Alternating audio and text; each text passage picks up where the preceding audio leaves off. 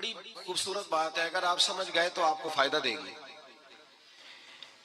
صوفیاء یہ کہتے ہیں کہ بھائی خوف ہوتا ہے اپنے گناہوں کا، کہ میں نے یہ گناہ کیے ہیں، اگر اللہ نے مجھ سے پوچھا تو مجھے بڑا خوف آتا ہے مار پڑے گی، یہ خوف ہے۔ پھر سمجھ لیں، ایک آدمی نے حرام کا مال اکٹھا کیا ہے زندگی میں، معاذ اللہ اس نے بڑے پاپ کیے، گناہ کیے، شراب پی، بدکاری کی، معاذ اللہ تعالیٰ ثم معاذ اللہ۔ اب اسے ڈر لگ رہا ہے کہ اللہ تبارک و تعالیٰ نے پوچھا تو میں کیا جواب دوں گا، یہ خوف ہے۔ اور خشیت یہ ہے کہ ایک آدمی سارا دن نماز پڑھتا ہے، روزہ رکھتا ہے، عبادت کرتا ہے، اللہ کو یاد کرتا ہے، پھر بھی ڈرتا ہے۔ یہ خشیت ہے، یہ خشیت ہے۔ جو گناہوں سے ڈرے وہ خوف ہے، اور جو رب کی ناراضگی سے ڈرے وہ خشیت ہے۔ جو کہے یار میرا رب کہیں ناراض نہ ہو جائے، میرا رب کہیں مجھ سے۔ بڑی خوبصورت مثال دی۔ میں نے اپنے صاحب سے پوچھا کہ حضور یہ مسئلہ کیا ہے، تو فرمانے لگے ایک بادشاہ نے ایک غریب کی بیٹی اسے پسند آ گئی تھی، تو اس نے عزت کے ساتھ اس سے شادی کر لی، رشتہ بھیج کے وقار کے ساتھ۔ بیٹی کا باپ اپنی بیٹی کے مقدر پر رشک کرنے لگا کہ میری بیٹی کو بادشاہ نے پسند کیا ہے، بادشاہ کے شہزادے نے رشتہ بھیج دیا ہے۔ شہزادہ بیاہ کے لے گیا بیٹی کو، 20 کنیز آئے، نوکرانیاں اس عورت کی خدمت کرنے پہ لگی ہوئی ہیں، توجہ ہے، اس کا ہر حکم ماننے کو تیار ہے۔ لیکن وہ بی بی سویرے بھی رو پڑتی ہے اور شام کو بھی رو پڑتی ہے، وہ روتی رہتی ہے۔ اس سے کسی نے پوچھ لیا کہ بی بی تو روتی کیوں ہے، 20 کنیز آئے ہیں، گھر میں سکون ہے، ہر شے ہے، تو روتی کیوں ہے؟ تو وہ کہنے لگی اصل بات یہ ہے کہ جو کچھ مجھے ملا ہے میں اس کے قابل نہیں تھی، تو میں ڈرتی ہوں میرا سائیں کہیں ناراض نہ ہو جائے، وہ ناراض نہ ہو جائے، میں قابل نہیں تھی، میری اوقات نہیں تھی۔ یہ من آنم کے من دانم، میں جو ہوں اس کا مجھے پتا تو ہے، اس نے میری حیثیت سے، میری اوقات سے، میرے ظرف سے، میری محنت سے بڑا بڑھ کے مجھے عطا کر دیا، میری چونکہ اوقات سے زیادہ دے دیا تو میں ڈرتی ہوں وہ ناراض نہ ہو جائے، کہیں میری یہ کھیل، یہ جو میں نے گھونسلہ بنایا ہے یہ کہیں میرا ٹوٹ نہ جائے۔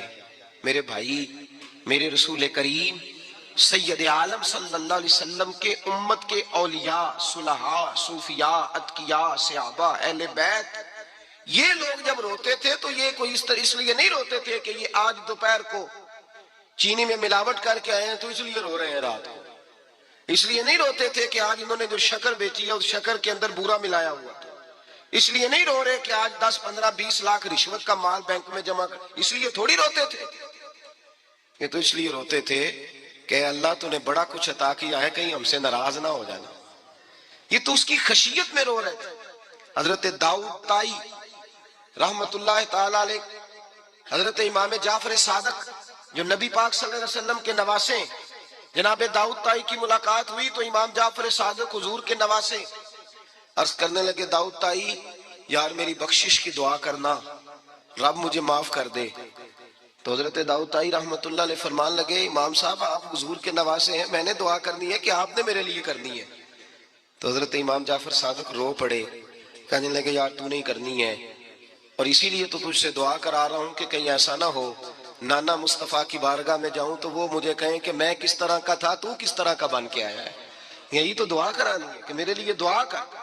جو جتنا بڑا ہوتا تھا نا اتنی زیادہ خشیت ہوتی، اور گناہگار کے تو اللہ تبارک و تعالیٰ بعضوں کا سزا دیتا ہے، آنسو سلب ہو جاتے ہیں، اس کو تو اپنے گناہوں پہ رونا ہی نہیں آتا، وہ تو روتا ہے بچہ نہ ہو تب روتا ہے، وہ تو روتا ہے پیسے نہ ہو تب روتا ہے، وہ تو اس وقت روتا ہے جب اس کا مال چلا جائے، اس کو تو بعضوں کا گناہگار کو تو بعضوں کا سزا ملتی، اللہ فرماتے تو دنیا کے لیے روئے گا میرے لیے نہیں رو سکتا۔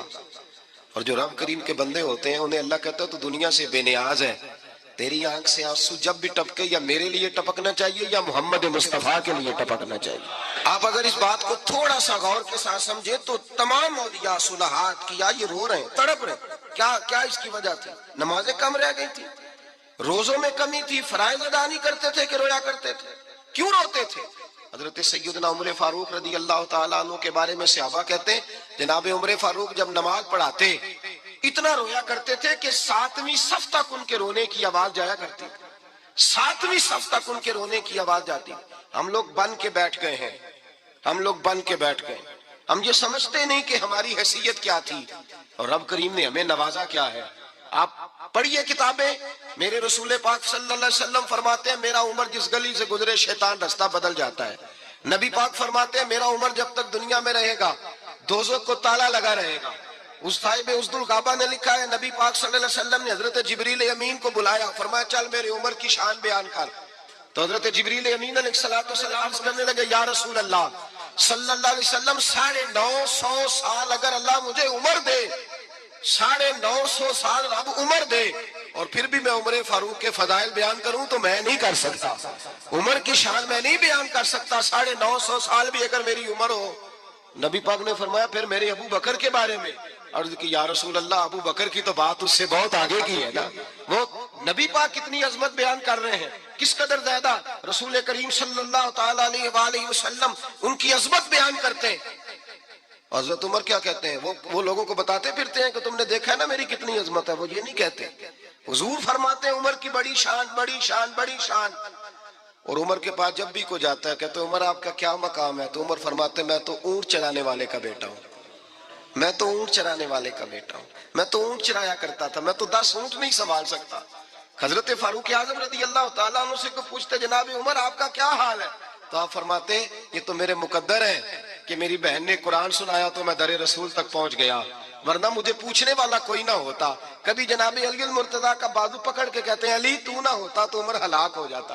بھائی حضور شانیں بیان کرتے ہیں، نبی پاک کہتے ہیں میرے ابو بکر نے احسانات کیے، بڑے احسانات کیے، میں نے سب کا بدلہ چکا دیا، ابو بکر کا نہیں چکایا۔ اللہ کی بارگاہ میں عرض کروں گا یا اللہ تو ہی اسے بدلے دے۔ اور جناب ابو بکر صدیق سے کوئی پوچھتا ہے ابو بکر آپ کا کیا حال ہے، تو ابو بکر صدیق فرماتے ہیں مجھ سے میرے اندر کا عالم نہ پوچھو، اگر قیامت کے دن اعلان ہوا نا کہ سارے لوگ بخشے گئے ایک باقی بچا ہے تو مجھے ڈر لگتا ہے کہ اکیلا ابو بکر ہی بچ جائے گا جو نہیں بخشا جائے گا، مجھے ڈر آتا ہے۔ تو بھائی بن کے بیٹھ گئے لوگوں کو پوچھ کر کے دیکھیں، کہتے ہیں کیا پاپ کیا ہے، کیا ہو گیا ہے؟ خشیت سے کانپتی ہوئی روحیں، تڑپتے ہوئے میرے رسول پاک کے غلام، اولیاء اللہ صوفیاء کرام کے رونگٹے کھڑے ہیں رب کریم کے خوف سے، جو جتنا مالک کو جانتا ہے اتنا کانپ رہا ہے، اتنا ڈر رہا ہے، جس کی آنکھوں سے آنسو خشک ہے مطلب یہ ہے یہ رب کو جانتا ہی نہیں، اسے کیا خبر اس کا جلال کتنا ہے، اسے کیا خبر اس کا عذاب کتنا ہے، تو کیا جانے ان بطش ربک لشدید، جب وہ پکڑتا ہے تو بڑا سخت پکڑتا ہے۔ حضرت عثمان غنی کو 3 دفعہ میرے نبی پاک نے فرمایا جنتی ہے، جنتی ہے، العثمان فی الجنہ، العثمان فی الجنہ، العثمان فی الجنہ، 3 دفعہ حضور نے جنت کی بشارت دی۔ میرے مصطفیٰ کریم نے فرمایا میرا عثمان گلی سے گزرے تو فرشتے بھی اس کی حیا کرتے ہیں۔ جناب عثمان غنی جن کو میرے نبی نے 2 بیٹیاں دے کے کہا عثمان میری 100 بیٹی بھی ہوتی، ایک کے بعد دوسری انتقال کرتی جاتی تو میں ساری تیرے نکاح میں دے دیتا، وہی حضرت عثمان غنی قبر پہ کھڑے ہیں حضور کے وصال کے بعد، ایک قبر پہ کھڑے ہیں، آنکھوں سے آنسو جاری ہے، داڑھی ساری آنسوؤں سے بھر گئی ہے، روتے ہی جاتے ہیں، روتے ہی جاتے ہیں۔ غلام کہتا عثمان یار رونا ہمیں چاہیے، رونا ہمیں چاہیے، جن کو کوئی بشارت نہیں اور آپ کو تو 3 بشارتیں، روتے کیوں ہو؟ جناب عثمان غنی فرمانے لگے جس مصطفیٰ نے مجھے جنت کی بشارت دی اسی رسول نے فرمایا تھا قبر آخرت کی منزلوں میں سے پہلی منزل ہے، آخرت کی منزلوں میں سے پہلی منزل۔ سوچتا ہوں اگر رب کریم نے عثمان سے حساب پوچھ لیا حساب کیسے دینا ہے، میرے مصطفیٰ کریم نے، یہ تو بات ہے نا جناب عمر کی، یہ تو بات ہے حضرت عمر کی، حضرت ابو بکر کی، جناب عثمان غنی کی، اور جس شیر خدا کے بارے میں نبی پاک نے فرمایا علی منی وانا من علی، فرمایا علی اور میں 2 نہیں، میں علی ہوں اور علی میں ہے، جن کو فرمایا من کنت مولا ہوں وہذا علی مولا، جس کا میں مولا اس کا علی بھی، اس کا علی بھی، جس مولا علی شیر خدا کو یہ درجہ دیا۔ ولی المرتضیٰ اٹھے ہیں، نماز کا وضو کیا ہے، مصلی کی جانب جانے لگے تو جناب علی کا وجود تھر تھر کانپنے لگا، تھر تھر چھم چھم آنسو برسنے لگے۔ حضرت سیدنا امام حسن آگے بڑھے، ابا جی کیا ہوا؟ فرمایا حسن ڈر رہا ہوں، مالک کی بارگاہ میں جا رہا ہوں، کہیں رب علی کو دھتکار ہی نہ دے، کہیں مالک علی سے حساب ہی نہ پوچھ لے۔ کہیں اللہ تبارک و تعالیٰ ناراضگی کی نظر سے نہ دیکھے. او بھائی ہم لوگ اتنے دلیر، اتنے تگڑے، اتنے سیاہ، اتنے عقل مند، اتنے گناہوں کے پیچھے پہاڑ ہیں، لیکن مجال ہے کوئی ایک قطرہ وہ آنسو جو ہم نے سنبھال کے رکھے ہیں دنیا داری پہ بہانے کے لیے. کبھی اپنا حساب کر، کبھی سوچ. روز شکوہ کرتا ہے، کہتا ہے میرے پاس پیسے نہیں، گاڑی نہیں، کار نہیں، کوٹھی نہیں، سرمایہ نہیں. کبھی سوچ جو کچھ ہے اگر رب کریم میرے اور آپ کے اعمال دیکھے تو ہماری حیثیت ہے کہ وہ سارا کچھ ہمیں دیا جاتا؟ ہماری اوقات تھی کہ وہ ہمیں دیا جاتا جو اس نے دیا ہے؟ ٹٹول کے دیکھیں، عمر گزر گئی، شکوے کرتے، ذرا پلٹ کے دیکھیں. اگر ہمارے گناہ اور ہماری نیکیاں اکٹھی کی جائیں تو ہم جزا والے نہیں سزا والے نکلتے ہیں معاذ اللہ.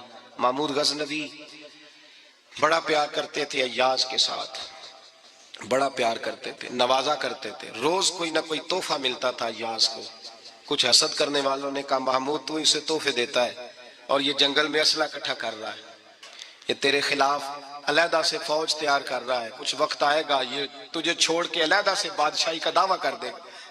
محمود غزنوی کہنے لگے یہ کس طرح کی بات؟ کہا تمہیں پتہ ہے کہ ایاز عصر سے لے کر عشاء تک کہاں رہتا ہے؟ محمود کہنے لگے یار واقعی میں نے کبھی پوچھا تو نہیں. شک کا بیج بو دیا، شک کا بیج بو دیا.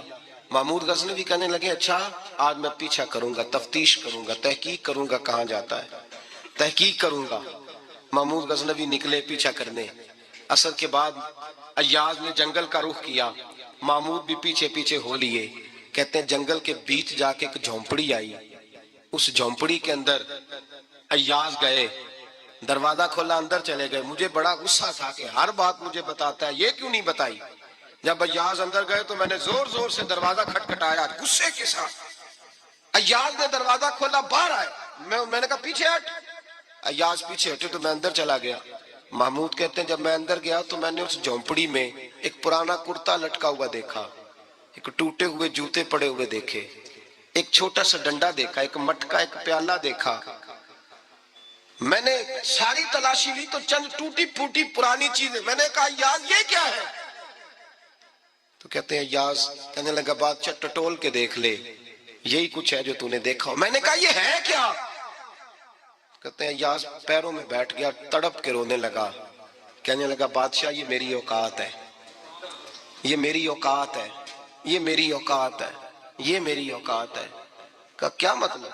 کہنے لگا جس دن تیرے پاس آیا تھا نا تو یہ میری کائنات تھی کل. آج تیری مہربانیوں نے مجھے یہاں تک پہنچا دیا ہے. میں جو تیرا غدار نہیں نہ ہوتا، میں جو تیری نافرمانی نہیں کرتا، اس لیے نہیں کرتا کہ میں ہر شام آ کے اپنی اوقات یاد کرتا ہوں اور پھر مجھے روز رات کو میرا نفس کہتا ہے اس کا وفادار رہنا، اس کا وفادار رہنا. تو اس حال میں تھا جب آیا تھا، اگر یہ بگڑ گیا تو پھر تجھے اپنی اوقات کا پتہ ہے نا. محمود غزنوی نے سینے سے لگایا. کہنے لگے آج تک تو بچا بھی اس لیے ہے کہ تو اپنی اوقات نہیں بھولا. ملا رومی کہتا ہے اپنی اوقات یاد رکھ، تو کیا تھا. تجھے ایک رات سونے نہ دے تو اپنی ٹانگوں پہ کھڑا نہیں ہو سکتا. تیری وہ آنکھ لے جائے تو کچھ نہیں کر سکتا، وہ تجھے معذور کر دے تو کچھ نہیں کر سکتا. 30 سال کے اونچے 7 فٹ قد کے جوان اس نے فالج زدہ کر کے ہسپتالوں میں ڈال دیے، وہ کچھ نہ کر سکے. بڑے بڑے پہلوان جو کہتے تھے کہ ہم اٹھے تو دنیا اٹھتی ہے، اس نے پھینک دیے من و مٹی کے نیچے، کچھ نہ کر سکے. اپنی حیثیت نہ بھول. میرے رسول کریم سید عالم صلی اللہ علیہ وسلم نے فرمایا 2 باتوں میں لوگ دھوکے میں ہیں، دھوکے میں ہیں، دھوکے میں ہیں، دھوکے میں. یا رسول اللہ کون سی؟ فرمایا جو صحت مند ہے وہ دھوکے میں ہے. وہ سمجھتا ہے میں کبھی بیمار ہی نہیں ہوں گا، مجھے روز اسی طرح نیند آئے گی جس طرح اب آتی ہے، میں روز اسی طرح اٹھوں گا جیسے اب اٹھتا ہوں، میں اتنا ہی لمبا چوڑا رہوں گا جس طرح آج ہوں، میرا حسن اسی طرح قائم رہے گا جیسے آج ہے. تو دھوکے میں ہے، دھوکے میں. بڑے بڑے آئے اور بڑے بڑے مٹی کا ڈھیر ہو گئے، فنا ہو گئے. کل من علیہ فان، فنا ہو گئے، کوئی پوچھنے والا نہ رہا. اور میرے رسول پاک نے فرمایا جو فارغ ہے، جن کو رب نے اپنی عبادت کے لیے فارغ کیا، اپنے دین کی نوکری کے لیے فارغ، وہ بھی دھوکے میں ہیں، وقت ضائع کر رہے ہیں، چوک اور چوراہے میں کھڑے ہیں. میرے بھائی جب اپنی حیثیت انسان بھولتا ہے، حیثیت بھولتا ہے، پھر وہ شکوہ کرتا ہے. جب اپنی اوقات بھولتا ہے پھر شکوہ کرتا ہے. جب وہ بھول جاتا ہے کہ میں کیا تھا پھر وہ شکوہ کرتا ہے. حضرت سیدنا امام احمد رحمتullah علیہ بازار میں کھڑے تھے تو بادشاہ کا بیٹا گزرا, اکڑ کے گزرا. آپ نے بازو پکڑ کے کھینچا, فرمایا جا کے اپنی ماں سے پوچھ اور اپنے باپ سے پوچھ تیری اوقات کیا ہے. اکڑ کے چلتا ہے, جا پوچھ ان سے تیری حیثیت کیا ہے. حضرت جناب سیدنا امام احمد نے ڈانٹا تو واپس آیا, آگے کہنے لگا ابا وہ امام کیا کہتا تھا کہ میری اوقات کیا ہے, کیا اوقات ہے میری. تو باپ اور ماں دونوں گھورنے لگے, کہنے لگے بیٹے ہمارے پاس دولت بھی تھی, گھر بھی تھا, مکان بھی تھا, جائیدادیں بھی تھی, بادشاہت بھی تھی, پر ہم دنیا کے دروازوں سے بھیک مانگ مانگ کے تھک گئے تھے. عرش کا مالک ایک بیٹا عطا نہیں کرتا تھا, ایک بیٹی نہیں دیتا تھا, تڑپ گئے تھے, روتے تھے, سسکتے تھے. پھر وہی امام احمد جنہوں نے آج تجھے گلی میں کھڑا کیا ہے اس کے دروازے پہ جا کے بیٹھ گئے. ہم نے کہا رب ناراض ہو گیا, دعا کرو ہم سے راضی ہو جائے, چلو زیادہ نہیں ایک لالی ہمیں دے دے. کہ امام احمد دعائیں کیا کرتے تھے تو تب اللہ پاک نے تو ہمیں عطا کیا تھا. تیری او بھائی اپنی حیثیت کا تو تعین کر, بڑھ بڑھ کے باتیں کرتا ہے, تو بڑا کھل کھل کے بولتا ہے, اپنی حیثیت کا تو تعین کرنا, ذرا اندازہ تو کرنا کہ تو کون تھا, کہاں سے آیا ہے, تیری اوقات کیا ہے. یہاں لوگ ایک منٹ میں آگے نکل جاتے, پلٹ کے دیکھ تو صحیح. اور میرے بھائی جو بڑے لوگ تھے وہ تڑپا کرتے تھے. حضرت فضیل بن عیاض رحمت اللہ علیہ فرماتے ہیں بغداد میں بارش نہیں ہوتی تھی, قحط پڑ گیا, جانور پیاس سے مرنے لگے, جوان بچے بوڑھے نڈھال ہونے لگے. فرماتے ہیں میں بھی نکلا, سفیان ثوری بھی نکلے, اور بھی کئی صوفیاء میدان میں نکلے, دعائیں مانگی پر بارش نہیں ہوتی تھی. فرماتے ہیں کہ جھونپڑی سے ایک سفید بالوں والا اور گندمی رنگ والا ایک بوڑھا غلام نکلا جو کسی کا ملازم تھا, باہر آیا جھونپڑی سے. ہم اسے دیکھ رہے تھے, وہ ہمیں دیکھ نہیں رہا تھا. فرماتے ہیں اس کے چہرے پر عبادت کے نشان تھے, دور سے اس کا چہرہ دیکھتے لگتا تھا کوئی رب کریم کا بندہ ہے. فرماتے ہم اسے اللہ کا ولی جانتے تھے. اس نے دعا مانگی کہ تو لفظ پتہ کیا ہے دعا کے, ہاتھ اٹھا کے کہنے لگا مولا مجھے پتا ہے یہ جو بارش نہیں نہ ہو رہی یہ میری وجہ سے نہیں ہو رہی, میرے گناہوں کی بڑی لمبی فہرست ہے, بڑی لمبی لائن ہے.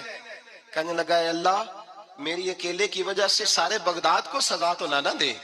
رب کریم جوان بھوکے, بچے بھوکے, مائیں ترس گئیں, بچے ترس گئے, جانور پانی کے قطرے, اللہ گناہ تو میرے اکیلے کے ہیں اور ان سب کو سزا کیوں دیتا ہے. نہ میری سزا سب کو تو نہ دے, میری سزا صرف مجھے دے, ان کو نہ دے. کہتے ہیں ابھی اس کے ہاتھ اٹھے ہوئے تھے, دعا بول رہا تھا, رب کریم نے فوراً بارش عطا فرما دی.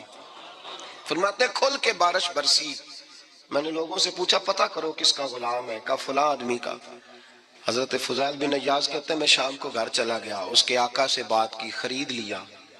میں جب اس کو خرید کے لایا گلی میں جا رہے تھے تو مجھے کھڑا کر کے کہنے لگا فضیل میں نکما سا آدمی ہوں, بال بھی سفید ہیں, مجھ سے تو زیادہ کام ہی نہیں ہوتا, کیوں تو نے پیسے خرچ کیے, میں اس قابل ہی نہیں تھا, کیوں خریدا. تو حضرت فضیل ابن عیاض کہتے ہیں میں نے اس کو کہا کل جو تو نے دعا مانگی تھی تو نہیں دیکھ رہا تھا, ہم دیکھ رہے تھے, تو مقبول ہے رب کریم کی بارگاہ کا, تجھے اس لیے خرید کے لایا ہوں, تو مقبول ہے. کہتے ہیں یہ لفظ سنے تو ٹھہر گئے. وہ کہنے لگے اچھا آقا مجھے 5 منٹ کا وقت ملے گا. میں نے کہا ہاں ضرور ملے گا. کہتے انہوں نے وہی نماز کی نیت باندھ لی, 2 رکعتیں پڑھی اور 2 رکعتیں پڑھ کے ہاتھ اٹھائے, کہنے لگے مولا تیرا اور میرا راز تھا, تو نے راز کیوں کھولا. اللہ مسترنا بستری کل جمیل, یا اللہ تیرے پاس پیارے پیارے پردے ہیں, ایک پردہ مجھے عطا کر دے, مجھے اپنا رکھ, مجھے لوگوں کے سامنے میرے پردے نہ کھول. آپ فرماتے ہیں یہ کہہ کہ وہ زمین پہ بیٹھے کلمہ شہادت پڑھا, ان کی روح پرواز کر گئی. میرے بھائی جو زیادہ پرہیزگار تھے, جو بڑے رب کریم کے بندے تھے, ان کے تو آنسو خشک ہی نہیں ہوتے, وہ تو تڑپا کرتے, صبح شامیں ان کی روح کے گزرتے تھے, اور رب کریم کی ناراضگی سے ڈرتے تھے. وہ کہتے تھے مالک کہیں ناراض نہ ہو جائے, کہیں بگڑ نہ جائے. میرے رسول کریم صلی اللہ علیہ وسلم کے صحابی کہتے ہیں ایک جنگ سے خوشخبری آئی, تو جو خوشخبری لانے والے تھے وہ حضرت عمر فاروق رضی اللہ تعالیٰ عنہ کے پاس پہنچے خوشخبری دینے. حضرت عمر رضی اللہ تعالیٰ عنہ کھڑے تھے, صحابی نے آ کے کہا عمر مبارک ہو. جناب عمر کچھ لوگوں سے گفتگو کر رہے تھے, بات چیت جاری تھی, کہا مبارک ہو. فتح ہو گئی. حضرت عمر کہنے لگے ٹھہر تو جا, اس سے تو بات کر لینے دے جس سے کر رہا ہوں. جب کہنے ٹھہر تو جا, تو جو پیچھے کھڑے تھے وہ شرمندہ ہو گئے. اتنی سی بات ہے نا. چودھری تو بندہ بنتا ہی تب ہے جب 5-10 کی ایک دن کے اندر بےزتی کر لے. پڑھا لکھا تو بنتا ہی تب ہے جو 10-15 کو جاہل کہہ لے. تو بڑا تو بنتا ہی تب ہے جو 5-6 کو نیچا دکھا لے. تو یہ ہماری ڈگریوں کا تو مزاج ہی بڑا مختلف ہے. ہم تو اعزاز والے ہوتے ہی تب ہیں جب کچھ چھوٹا ہوگا تو ہم بڑے ہوں گے نا. ہم تو چاہتے ہیں ہمیں کچھ چھوٹا ملے, کسی کو چھوٹا کر کے اس کے قد پہ سوار ہو کے بڑا ہونا چاہتے ہیں. اتنی سی بات تھی کہ ٹھہر جانا یار, پہلے اس کی تو سن لینے دے. وہ شرمندہ ہو گئے صاحب. جب وہ شرمندہ ہوئے تو سیدنا فاروق اعظم دوڑے گئے. صحابہ کہتے ہیں گارا تھا, کیچڑ تھا, اس گارے میں سر رکھا, سجدہ کرنے لگے. اٹھے, کہنے لگے مولا اپنے عمر سے ناراض نہ ہو جانا. یہ کل تک اونٹ چرایا کرتا تھا اور آج تیری مخلوق کو شرمندہ کرنے لگ گیا ہے. یہ اپنی حیثیت ہی بھول گیا, اسے خبر ہی نہیں کہ یہ کیا تھا. یہ آج تیری مخلوق کو شرمندہ کرتا ہے. اللہ اپنے عمر سے ناراض نہ ہو جانا. وہ شخص کہتے ہیں پیچھے آ کے کھڑا رو رہا ہوں. میں نے کہا عمر کیا کر رہے ہو؟ فرمایا نہیں یار, میں نے تجھے شرمندہ کیا ہے, یہ میں بھول گیا تھا کہ میں کیا ہوں. بھائی اپنی حیثیت کا تعین کریں. آؤ آج اپنی حیثیت کا تعین کریں. دیکھیں ہم کہاں تھے, کہاں بیٹھے. پلٹ کے دیکھیں کیا تھے, ہم کیا ہیں. راتیں کہاں گزرتی ہیں, صبح کہاں بیتتی ہیں. ایک لمحے کے لیے پلٹ کر اپنے ظلم, زیادتیاں, جھوٹ, غیبتیں, بے حیائیاں, اپنی زندگی کے امور کا اگر ہم یک نظر جائزہ لیں, پیچھے پلٹ کے دیکھیں تو حضرت جناب سیدنا غوث اعظم جیلانی رضی اللہ تعالیٰ عنہ فرمایا کرتے تھے اگر لوگ اپنے گناہ یاد کریں تو وہ پریشان ہو جائیں کہ ہمیں پانی کا قطرہ کیوں مل رہا ہے. وہ اگر اپنی غلطیاں یاد کریں تو انہیں احساس ہو کہ ان کا سانس کیسے چل رہا ہے. بھائی اگلی بات سنو گے تو اور حیران ہو جاؤ گے. حضرت غوث اعظم رضی اللہ تعالیٰ عنہ فرمایا کرتے, آپ فرمایا کرتے کہ اب خیال آتا ہے, اب سوچ آتی ہے کہ رب کریم نے کتنی ڈھیل دی ہوئی ہے. ہم ہیں کہ سمجھتے ہیں یہ میری عقل مندی کا کمال ہے کہ مجھے سارا کچھ نافرمانی کے باوجود بھی مل رہا ہے. بھائی خشیت الہی پیدا کریں. جتنا بندہ بڑا ہوتا تھا اس کے دل میں خوف بھی اللہ کا وہ جانتا تھا. حضرت امام اعظم ابو حنیفہ بیٹھے تھے تو ایک بی بی فتویٰ پوچھنے آئی. بی بی روز خاوند سے مطالبہ تو کرتی ہے, فلاں چیز چاہیے, فلاں چیز چاہیے. اللہ کرے وہ یہ مطالبہ کرنے لگ جائے کوئی شے نہیں چاہیے, جو چاہیے حلال کا چاہیے. آمین تو کہہ دے. اللہ کرے بی بی یہ مطالبہ کرنے لگ جائے سوکھی روکھی چاہیے پر چاہیے مجھے جائز دینا, بے شک ایک وقت دینا. اللہ کرے یہ مطالبہ ہونے لگ جائے. شب برات کی بڑی مقدس رات, اللہ کرے اس رات یہ مطالبہ ہونے لگ جائے. ایک بی بی آئی خاتون, چرخہ کاٹتی ہے, سوت بناتی ہے. حضرت امام صاحب سے مسئلہ پوچھنے آئے. کیا مسئلہ پوچھا اس نے؟ کہنے لگی حضرت جی میں نا رات کو اپنی چھت پہ بیٹھ کے چرخہ کاٹتی ہوں, سوت بناتی ہوں. 14ویں رات کا چاند جب چڑھا ہوتا ہے تو اس کی روشنی میں چرخہ کاٹتی ہوں. کئی دفعہ نا بادشاہ کا لشکر میری گلی سے گزرتا ہے, بڑے بڑے لالٹین انہوں نے پکڑے ہوتے ہیں, بڑے بڑے روشن دان, بڑی بڑی ان کے اندر روشنی ہوتی ہے. تو حضرت جی کئی دفعہ نا وہ جب گزرتے ہیں تو ان کی روشنی میں بھی میں کچھ سوت بنا لیتی ہوں. مسئلہ یہ پوچھنا تھا کہ اس روشنی میں جو سوت بناتی ہوں اس کی کمائی میرے لیے جائز ہے کہ ناجائز ہے؟ اس کی روشنی میں حضرت امام اعظم نے اللہ اکبر کا اور چھم چھم آنسو گرنے لگے. حضرت امام صاحب نے اپنا گریبان پکڑا اور کھینچا, قمیض پھٹ گئی. کہنے لگے بی بی مسئلہ چھوڑ, تو پہلے بتا تو ہے کون, کہاں سے آئی ہے, کون ہے, بتا. تو کہنے لگی میں حضرت بشر حافی کی ہمشیرہ ہوں. میں حضرت بشر حافی, وہ جو درویش ننگے پیر نہیں پھرتا رہتا بغداد کی گلیوں میں, میں اس عظیم بھائی کی بہن ہوں, بشر حافی کی ہمشیرہ ہوں. تو حضرت امام اعظم فرمانے لگے کوئی اور بی بی آتی تو اس کے لیے جائز تھا, چونکہ وہ جان بوجھ کے تو کسی کی روشنی نہیں استعمال کرتی, خود آتی ہے. کوئی اور آتی تو جائز تھا, تیرا مقام بڑا ہے, تیرے لیے جائز نہیں. لیے جائز نہیں تو اپنی حیثیت کا تعین کر, یہ تیرے لیے درست نہیں. بھائی بڑا تو تب ہوگا جب تیری احتیاط بڑی ہو جائے گی, بڑا تب ہوگا جب تیرا تقوی بڑا ہو جائے گا, بڑا تو تب ہوگا جب تو حلال حرام کے معاملے میں باریک باریک چیز کا خیال رکھے گا. اور اگر تو کہ خیر ہے دیکھی جائے گی، ساری دنیا کر رہی ہے، ساری زمانہ کر رہا ہے، فلاں بھی کر رہا ہے. وہ خدا کے بندے، یہ کس طرح کا معاملہ ہے؟ یہ کس طرح کی جمہوریت ہے؟ اپنے آپ کو سمجھائیں. میرے عزیز، خشیت والی زندگی پیدا کریں، تقوی والی زندگی پیدا کریں. ہم لوگ ایسا وقت گزار رہے ہیں، اور یہ یاد رکھنا، ہمیشہ انسان دنیا میں آتے ہیں، اس شہر کے بہت سارے لوگ ہو گزرے، علماء، مشائخ، صوفیاء، تاجر، زمیندار. آپ کسی بھی شعبے میں ٹٹولیں گے تو آپ کو کئی نام ملیں گے. اس شہر محبت کے ڈھیروں لوگ ہو گزرے، اور یہ کہانی ہر شہر کی ہے. آج میں اور آپ یہاں بستے ہیں، کچھ وقت کے بعد ہم داستان ہوں گے. امام شافعی رحمۃ اللہ علیہ فرماتے ہیں، میں ایک شہر سے گزر رہا تھا تو میرے پیر کو ٹھوکر لگی. میں نے زمین کھود دی تو ایک کھوپڑی نکلی. کھوپڑی نکلی تو اس کے اوپر تاج بھی تھا. فرماتے ہیں میں نے شہر کے لوگوں سے پوچھا یہ کیا ہے؟ تو کہنے لگے یہ بادشاہوں کا قبرستان ہے، اس میں غریب دفن تو نہیں ہو سکتا تھا، دفن تو بادشاہوں کا خاندان ہے. لیکن افسوس کی بات یہ ہے کہ یہاں مٹی ڈالنے کوئی نہیں آتا. اب یہ سیدھی سڑک بن گیا.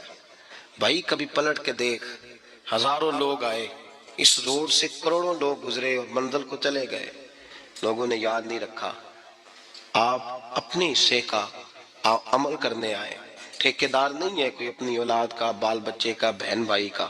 حق ضرور ہے، ان کے لیے محنت ضرور کرے گا، لیکن اس کو یہ اجازت نہیں ہے کہ وہ کہے کہ میں اب بڑا ذمہ دار ہوں تو میں نے 20 کروڑ بینک بھر کے جانا ہے. حضرت عمر بن عبدالعزیز رحمت اللہ تعالیٰ علیہ کے انتقال کا وقت آیا تو اپنے بیٹوں کو بلایا. فرمانے لگے بیٹو تمہارا باپ بزدل تھا، تمہارے لیے کچھ کر نہیں سکا. کہا ابا جی کیا ہوا؟ فرمانے لگے بیٹے میں بزدل تھا، جہنم سے ڈر گیا، تمہارے لیے کوئی بینک بیلنس اکٹھا نہیں کر سکا. میں تھوڑا دلیر ہوتا، دوزخ سے نہ ڈرتا تو تجوریاں بھر کے جاتا. پرانے بادشاہ محل چھوڑ کے گئے ہیں، پر میرے پاس کچھ نہیں ہے. بادشاہ ہونے کے باوجود میں فقیر ہوں، خالی آ جا رہا ہوں. بزدل جو تھا. آپ نے جب یہ لفظ کہے تو بچے رونے لگے، کہنے لگے ابا جی ہمیں تو فخر ہے، ہمیں تو فخر ہے. جس گلی سے بھی ہم گزرتے ہیں کپڑے ہمارے سادے ہوتے ہیں، پر لوگ دکانیں چھوڑ کے ملتے ہیں، کہتے ہیں نیک باپ کی اولاد جا رہی ہے، یہ بڑے مرتبے والے باپ کی اولاد جا رہی. بھائی یاد رکھیں، خشیت الہی پیدا کریں، نہ اپنی ذات کے ساتھ ظلم کریں. اگر آپ کوئی بھی غلط کام کرتے ہیں تو اس کا جواب آپ نے دینا ہے. اگر آپ نے 1 کروڑ روپیہ ناجائز کمایا تو وہ اللہ آپ سے نہیں، آپ کے بچے سے نہیں پوچھے گا، بیوی سے نہیں پوچھے گا، بہن بھائی سے نہیں، وہ آپ نے جواب دینا ہے. آپ نے اپنے اعمال پر غور کریں. آج شب برات ہے. میرے نبی کریم صلی اللہ علیہ وسلم نے فرمایا کہ میری امت کی اتنی بخشش ہوگی، مدینے میں سب سے زیادہ بنو کلب کا قبیلہ بکریاں پالتا ہے، ان کی بکریوں کے بالوں سے بھی زیادہ اللہ میری امت کی بخشش فرمائے گا. اس کو توبہ کی رات کہا جاتا ہے. توبہ کا مطلب یہ ہوتا ہے کہ اللہ میں آج کے بعد گناہ نہیں کروں گا. توبہ کا مطلب ہوتا ہے کہ میں آج کے بعد یہ غلطی، آپ کا ملازم کتنی بار غلطی کرے تو آپ رکھ لیتے ہیں؟ ایک دن میں 100 دفعہ کرے تو گنجائش ہے اس کو رکھنے کی؟ اللہ رکھ لیتا ہے، کہتا تو توبہ کر. ہے گنجائش؟ میرا خیال ہے جو 10 بار بھی کرے اس کے لیے بھی گنجائش ہے، اس کے لیے بھی گنجائش ہے. استاد باپ ہوتا ہے، بچے سے غلطی ہو جائے تو کہتا تجھے ارجانہ بھرنا پڑے گا. بچے لگے نہیں ہوتے اسکولوں میں، جرمانے لگے ہوتے ہیں، چھٹی کا لیدا ہے، فلاں کام کا لیدا ہے، حالانکہ باپ ہے. بھائی اللہ فرماتا ہے تو توبہ کر. اور توبہ یہ ہے کہ میں آج کے بعد یہ گناہ، جس آدمی نے کل 5 نمازیں نہیں پڑھنی اس کا آج توبہ کرنے کا کیا مطلب ہے؟ توبہ کا کیا مطلب ہے کہ میں آئندہ گناہ، تو جو سویرے 5 نمازیں نہیں پڑھنا چاہتا، کہتا ہے کل زور نہیں میں نے پڑھنی، چلو فجر تک جاگنا ہے، فجر پڑھ لوں گا، تو اس نے توبہ کی ہے. کوئی مذاق ہے؟ استغفر اللہ استغفر اللہ استغفر اللہ، معاف کر دے. کیا معاف کر دے؟ سویرے تو مسجد آئے گا. بھائی آپ کسی، ہم سادے لوگ ہیں، دیہاتی لوگ، یہ ہمارا دیہات کا ماحول ہے. بچے کو مارتے ہیں نا مدرسے والے کو، تو ہم کہتے ہیں دوبارہ کرے گا، تو کیا کہتا ہے اگوں تو جو بچے کو بھی تسی تھپڑ دو، مار لو، میں سویرے پھر کرنا دے، تو اس کو معافی ملے گی؟ یہ کیسی معافی ہے کہ سویرے میں نماز نہیں پڑھنی زور کی لیکن یا اللہ معاف کر دے؟ یار یہ جھوٹ ہے، یہ دھوکہ ہے، یہ مذاق ہے. مذاق نہیں کریں. اور بندہ کوئی سیانا ہو تو مذاق برداشت نہیں کرتا، اور معاذ اللہ استغفر اللہ رب کریم کے ساتھ مذاق، یا اللہ میری توبہ، یا اللہ میری توبہ، یا اللہ مجھے معاف کر دے، یا اللہ معاف کر دے، اور سویرے جھوٹ پھر بولنا ہے اٹھتے ہی، تو یہ کیسی توبہ ہے؟ توبہ کا مطلب ہوتا ہے کہ میں توبہ کرتا ہوں آج کے بعد گناہ، تو توبہ کو سمجھے تو صحیح نا میرے بھائی، توبہ کو سمجھیں۔ تمام صحابہ، چونکہ شراب حرام نہیں تھی تو ہر آدمی پیا کرتا تھا، جب حرام ہو گئی تو پھر کسی نے منہ نہیں لگایا، توبہ ہو گئی تو پھر ہو گئی، پھر معاملہ ختم ہو گیا۔ پھر کبھی قریب حضرت مرثد بن نبی مرثد البغوی رضی اللہ تعالیٰ عنہ حضور کے صحابی ہیں، آپ فرماتے ہیں میرے اندر ایک غلطی تھی، میرا بہت ساری خواتین کے ساتھ دوستانہ تھا، نبی پاک کی بارگاہ میں جب میں گیا اسلام کی بائعت کی تو حضور نے فرمایا تیری نظر جھکی رہنی چاہیے، خبردار کسی عورت سے تیرا، کہتے ایک نصیحت نبی پاک نے کی۔ آپ فرماتے ہیں میں نے اپنے دل کو اس طرح سمجھایا کہ عورتیں اگر میرے پاس آ کے کھڑی ہوتی تھی تو میرے اندر کا وجود کہتا تھا کہ ہو ہی نہیں سکتا میری توجہ جائے، اس لیے کہ توبہ کی ہے، اب دوبارہ ادھر توجہ جا سکتی؟ میرے بھائی توبہ کو اس کے مفہوم کے ساتھ توبہ کریں، جھوٹ نہیں بولیں، گناہ نہیں کریں۔ میرے رسول کریم صلی اللہ علیہ وسلم نے فرمایا استغفار پڑھا کرو، میں دن میں 100 مرتبہ استغفار کرتا ہوں۔ ہم دعاؤں کی رات ہے، کھل کر دعا کریں کہ اللہ ہمارے حال پہ رحم فرمائے، اللہ ہمیں سمجھنے کی بھی توفیق عطا فرمائے۔ اللہم صلی علی سیدنا ربنا ظلمنا انفسنا وَإِن لَّمْ تَغْفِرْ لَنَا وَتَرْحَمْنَا لَنَكُونَنَّ مِنَ الْخَاسِرِينَ اللہم اعنی علی ذکرک وشکرک وحسن عبادتک ربنا اغفر لی ولوالدی وللمؤمنین یوم یقوم الحساب اللہم اعنی علی ذکرک وشکرک وحسن عبادتک ربنا اغفر لی ولوالدی وللمؤمنین یوم یقوم الحساب۔